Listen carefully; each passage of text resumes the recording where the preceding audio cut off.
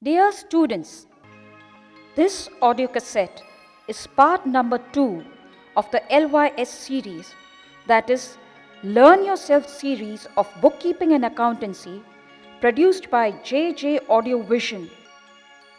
We are sure that the contents of this audio cassette will be of much help to you and wish you all the best of learning from this Learn Yourself series.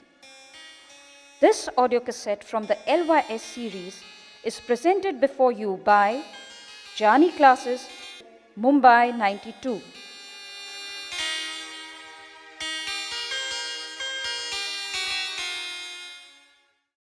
Dear students, as we all know that the art of bookkeeping and accountancy prevailed in India since time immemorial. Hence, the method of recording accounting information in the books of accounts is classified into two. Number 1, Indian system, and number 2, English system. Traditional method of maintaining the records of accounts in Indian language like Hindi, Marathi, Gujarati, Sindhi or Urdu is known as an Indian system of accounting, and this traditional Indian system of recording accounting information is termed as single entry system.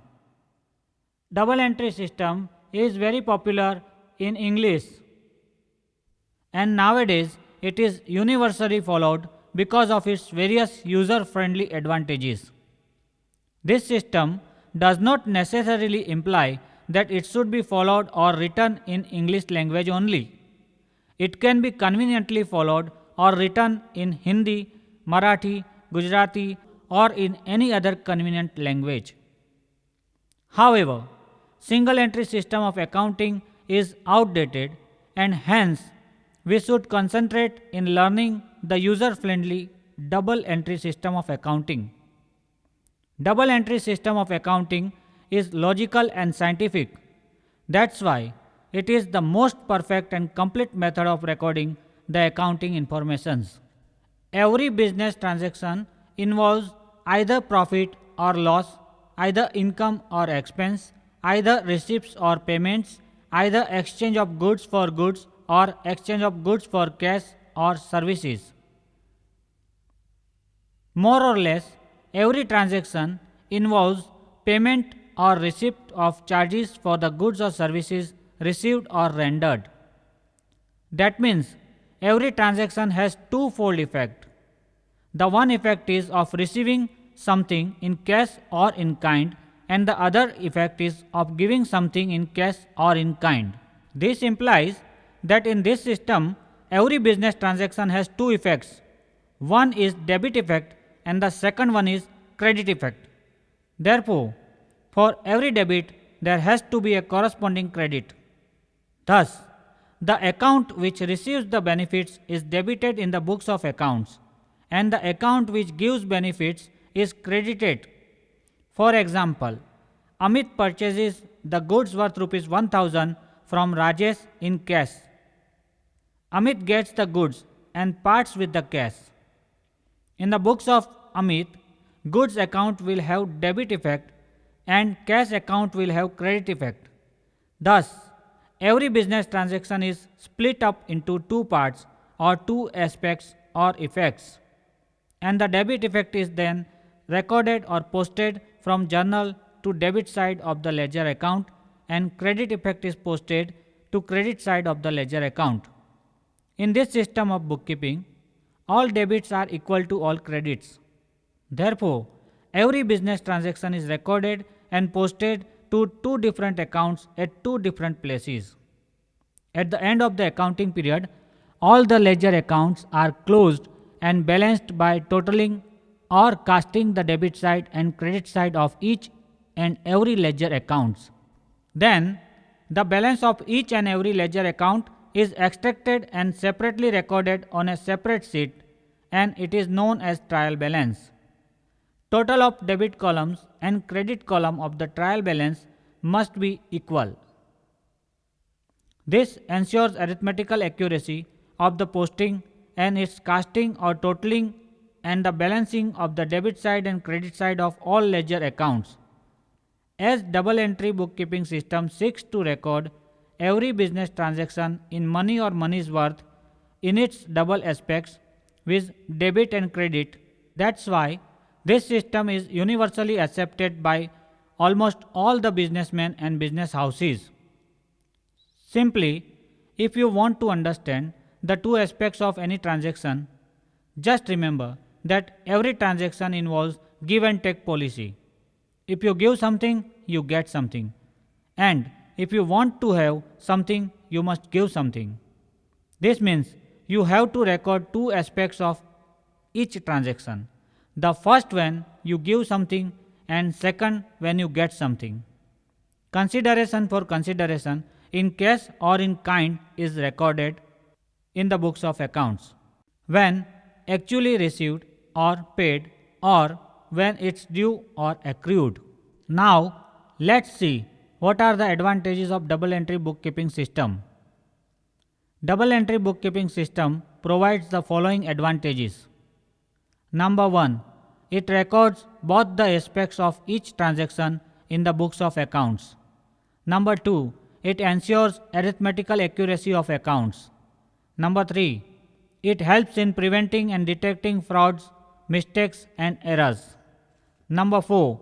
Any kind of errors and omissions can be identified and rectified easily. Number 5. Exact amount of debits and credits can be easily and readily known. It serves like a ready referencer. Number 6. It is adaptable and suitable for all types of business organization. That's why this system is accepted by small scale, medium scale and large scale business houses as well as public and private sector industries. Number 7. It easily facilitates the preparation of trial balance and final accounts of the business at the end of an accounting year. Number 8. It facilitates compare studies of various accounts and trial balances. In short, double entry system of bookkeeping ensures accurate, perfect and complete records of business transactions. But every coin has two sides. The few disadvantages attributed to this system are as follows. Number 1. If an amount of any transaction is wrongly recorded in the journal, then it becomes very difficult to find that mistake. Number 2. Although this system is useful for detecting the frauds or errors, still some types of errors like compensating errors, errors of omission cannot be detected by this accounting system. Number 3. Critics also criticize this system as very lengthy, elaborate and complex. However, this system has become popular because of its advantages, and its disadvantages are very negligible and ignorable. Its disadvantages cannot be considered as its shortfall by any means. Before learning classification of accounts, let us once again understand what is an account. Account is a record of business dealings as between a bank and a depositor. We are all familiar with an account called bank account. An account can be defined as a summarized and systematic record of the business transactions with respect to particular person or particular kind of property or particular income or gain earned or particular expense or loss incurred by the business. Normally, accounts are prepared for a year. The book in which all the accounts are recorded and maintained is called the ledger. Each account is maintained on a separate ledger folio or page. Abbreviation for account is capital A/C. Now, let us see classification of accounts. At first, accounts are broadly classified into two groups as personal accounts and impersonal accounts. Now, let us understand what is personal account.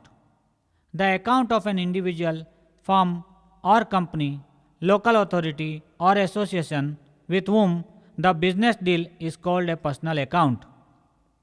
It is an account of natural person and legal person. Legal person does not have life and body, but law recognizes it as a person. partnership firm, limited company, association, local authority, bank, cooperative society, Hindu undivided family, charitable institution, medical institution, educational institution, etc., etc., are recognized as legal person by law.